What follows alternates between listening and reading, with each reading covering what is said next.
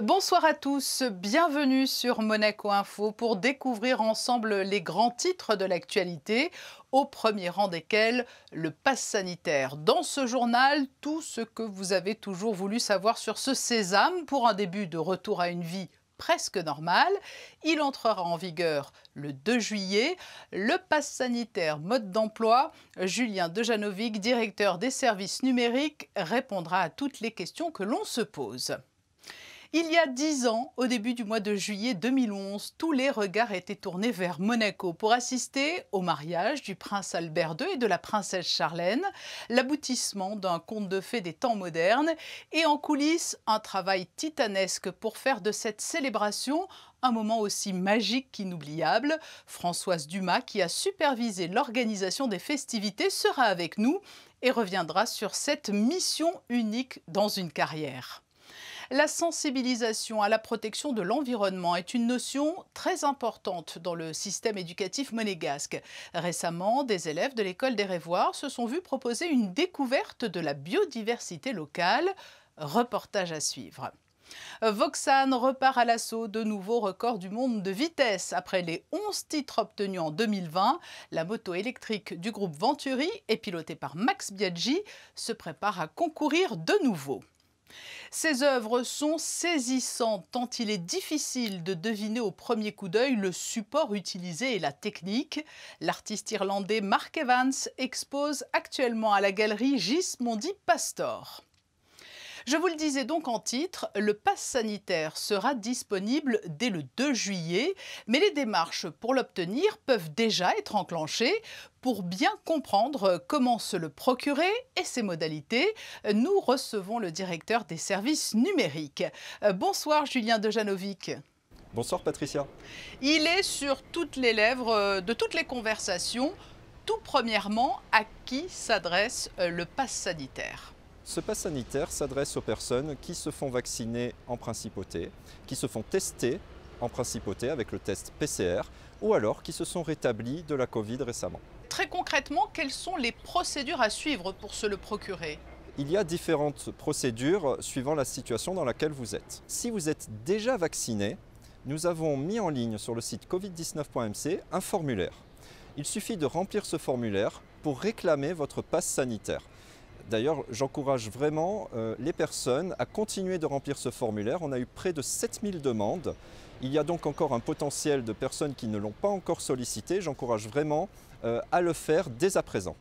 Il y a d'autres modalités. Il y a les personnes qui, à partir de ce vendredi, se feront vacciner ou à partir de ce vendredi se feront tester. À l'issue de leur passage, ils pourront recevoir directement un pass sanitaire monégasque ou un pass sanitaire européen. Enfin, les personnes qui se sont rétablies de la Covid pourront également solliciter auprès du centre de suivi Covid un certificat de rétablissement. De la même manière que pour les personnes déjà vaccinées, il suffit de remplir un formulaire qui est déjà en ligne sur le site covid19.mc. Et il y a donc à la clé, Julien Dejanovic, de précieux feux verts.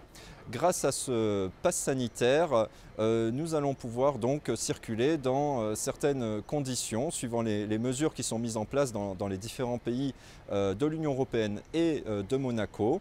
Et nous ferons contrôler ce pass sanitaire grâce à une application. Et donc cette application, en fait, elle va donner un feu vert ou un feu rouge en fonction de si vous êtes libre de circuler ou pas. Il va s'allumer en vert si j'ai terminé mon cycle vaccinal depuis plus de 14 jours. Je me permets d'insister sur cette notion. Ça veut dire que si je me fais vacciner le 5 juillet, mon pass sanitaire ne s'allumera vert qu'à partir du 19 juillet. Donc à prendre en considération lors de la planification de ces déplacements.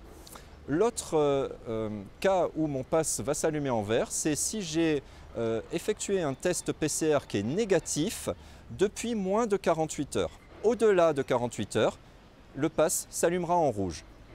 Enfin, pour les personnes qui se sont rétablies de la Covid, le pass sanitaire s'allumera en vert 15 jours après le dernier prélèvement positif et 6 mois avant le dernier prélèvement positif.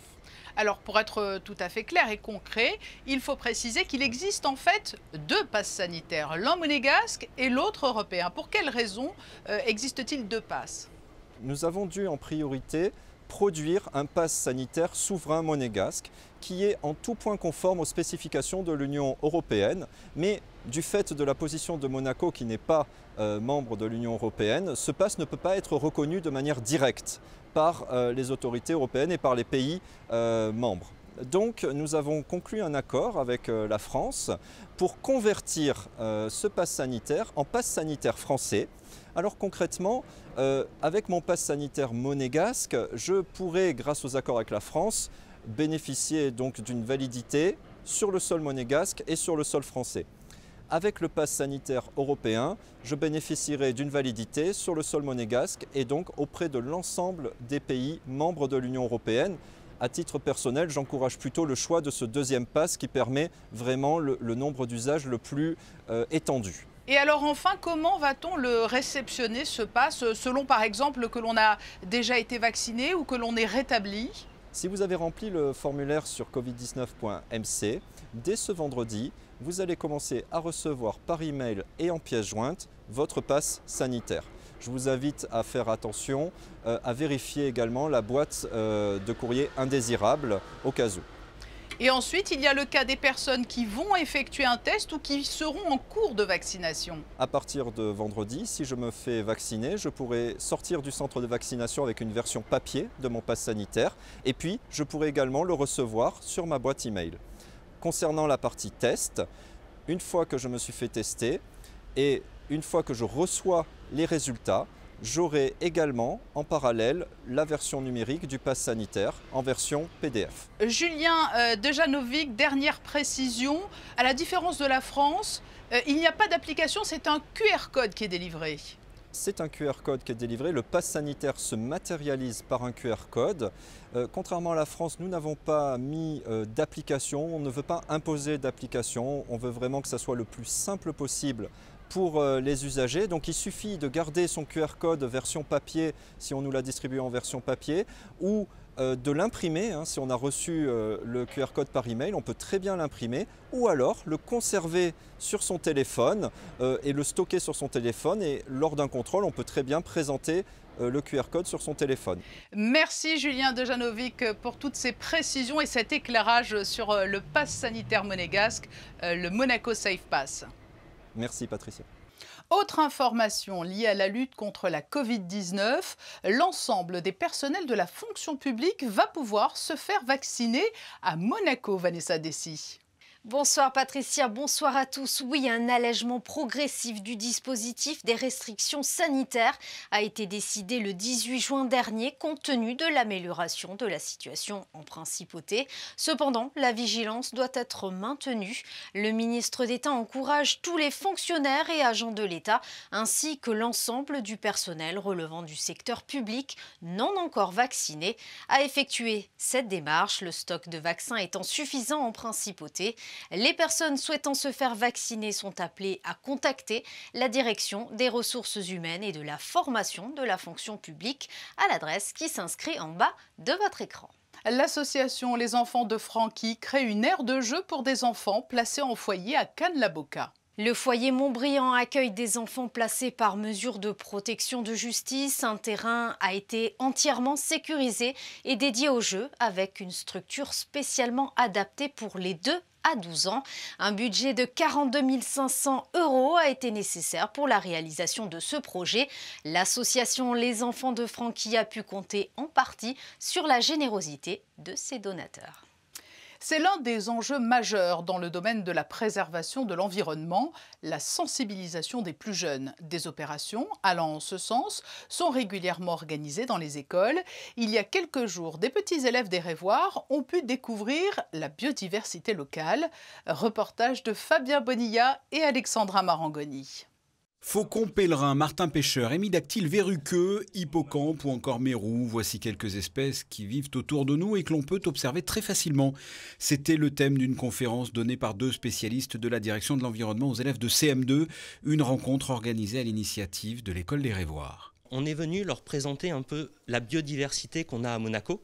On a des choses qui sont vraiment magnifiques, autant sur terre que sous la mer. Il y a plusieurs messages.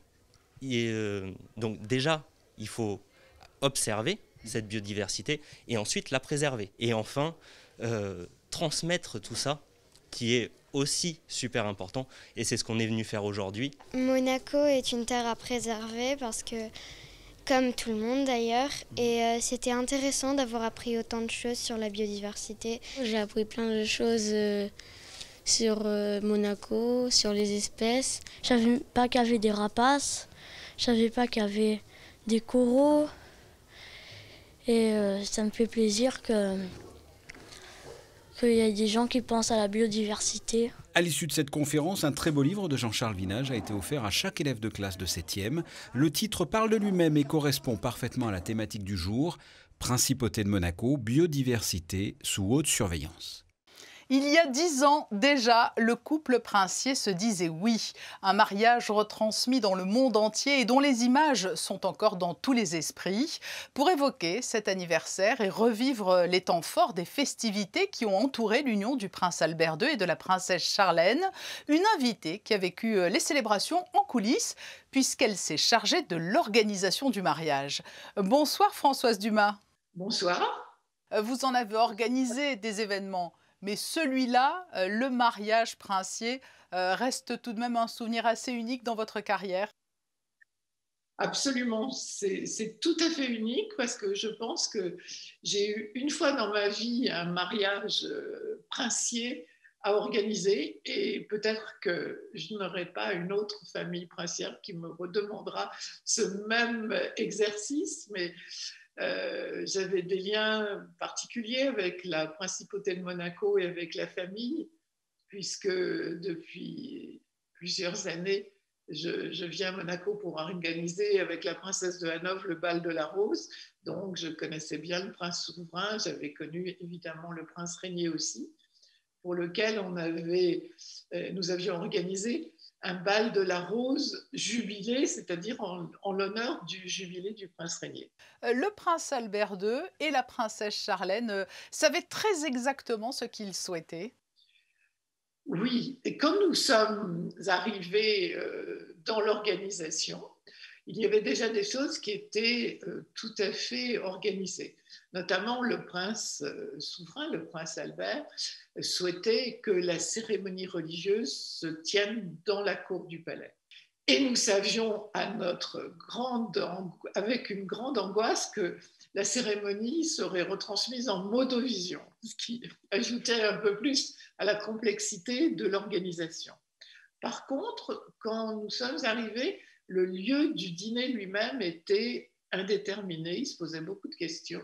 Donc l'idée, ça a été de dresser cette terrasse qui devait accueillir 500 invités. Et nous avions monté le plancher de la terrasse jusqu'à la hauteur des grandes baies de l'opéra. Et nous avons ouvert les baies de l'opéra, si bien que la terrasse et l'opéra communiquaient.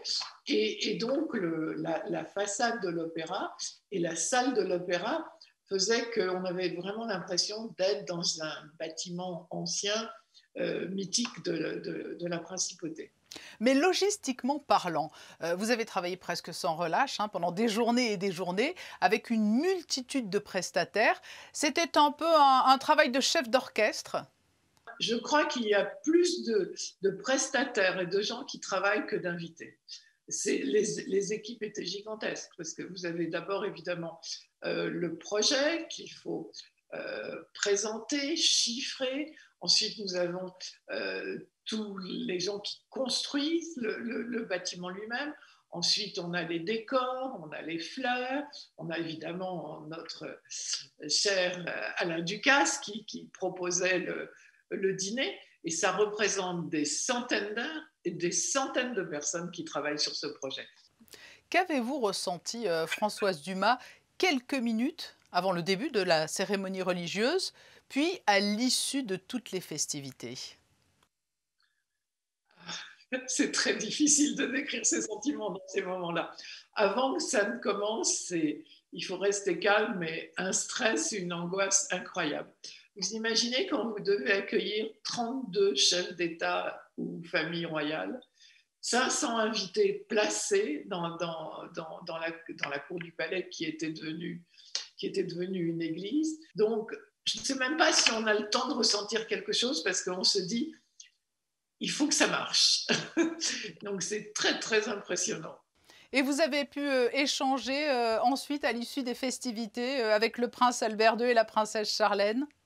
Non, je dois dire qu'il y a eu plusieurs moments. Quand le prince et la princesse sont arrivés avant les autres invités et que je les ai accueillis, j'ai eu des mots très très gentils de la princesse Charlène et du prince qui étaient heureux de la première partie de ces festivités. Et puis ensuite, à la fin du dîner, au contraire, c'était avec la princesse de Hanovre, la princesse Caroline, que nous avons échangé quelques mots. Et là, j'ai senti que tout le monde était heureux. Cette histoire est d'autant plus belle qu'elle s'apparente vraiment à un conte de fées des temps modernes. Ah oui, c'était d'abord dans un lieu mythique, parce que Monaco, ça fait rêver. Et puis l'histoire d'amour du prince et de la princesse, c'est un conte de fées, vous avez raison. Et pour nous, c'était aussi un conte de fées de pouvoir organiser cette soirée. On voulait surtout donner l'impression que le prince et la princesse se recevaient chez eux et pas dans une structure qui avait été inventée pour l'occasion. Oui, et l'émotion est encore palpable aujourd'hui. Françoise Dumas, merci de vous être replongée dans vos souvenirs avec nous pour célébrer le 10e anniversaire du mariage du couple princier. Merci. Toujours plus loin, toujours plus haut et surtout toujours plus vite. La moto électrique du groupe Venturi, la Voxan, va partir à la conquête de nouveaux records. Le pilote Max Biaggi et toute l'équipe sont en plein préparatif et réglage. Les explications de Frédéric Elion et Olivier Bonello. Après le carton plein effectué à Châteauroux en novembre dernier, avec 11 records du monde à la clé, et notamment celui de vitesse pour une moto électrique, avec une marque de 408 km/h, la Voxan Wattman de Venturi est en cours d'optimisation pour un nouveau gros challenge, établir un nouveau record, mais cette fois-ci dans une autre catégorie, en moins de 300 kg. On a déjà repris les essais la semaine dernière avec Max, on est retourné à Châteauroux, qui est la seule piste en France qui convient pour faire nos essais. On a apporté des améliorations. Si on va en piste, c'est qu'on a des nouvelles choses à tester. On a testé un nouveau moteur et on va tester dans le futur une nouvelle batterie. L'objectif, c'est d'alléger la moto et d'avoir plus de puissance. Un gros travail est aussi effectué sur le pack batterie ainsi que sur l'aérodynamique, la stabilité et la pénétration dans l'air. Des nouveaux calculs seront lancés pour optimiser les flux d'air. Courant septembre, on va aller faire des essais en soufflerie pour valider ces nouvelles formes. J'espère qu'on va trouver des choses très intéressantes. Et derrière, on travaille aussi beaucoup avec notre partenaire Michelin.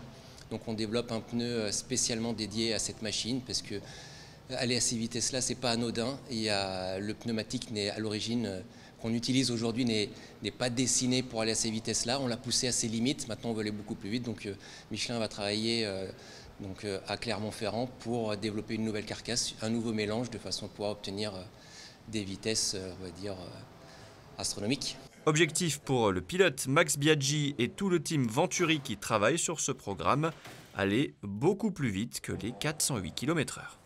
Sport encore avec le premier championnat de Monaco de païgéda pour les enfants de 6 à 8 ans. Il a eu lieu, Vanessa Dessy, mardi. Le païgéda est un art martial 100% monégasque à l'initiative de Claude Pouget, expert en arts martiaux. La discipline intègre dans sa pratique un vocabulaire d'une quarantaine de mots en langue monégasque. Claude Pouget a souhaité marquer la reconnaissance de son pays et de sa langue. Ce mardi, à l'issue du premier championnat, des diplômes de grade avec degrés et ceintures de couleur attestant la progression des participants ont été décernés. Et puis la qualification des jeunes joueurs de l'AS Monaco Basket. Oui, les U18 se sont qualifiés ce week-end pour l'Open de France Junior de 3-3 dans une finale 100% rouge et blanche sur le terrain éphémère de Cap d'Aille. Monaco a battu l'autre équipe monégasque 15-11 malgré la blessure d'un de ses joueurs clés. La principauté défendra donc ses chances à l'Open de France de la Junior League fin août au Futuroscope de Poitiers.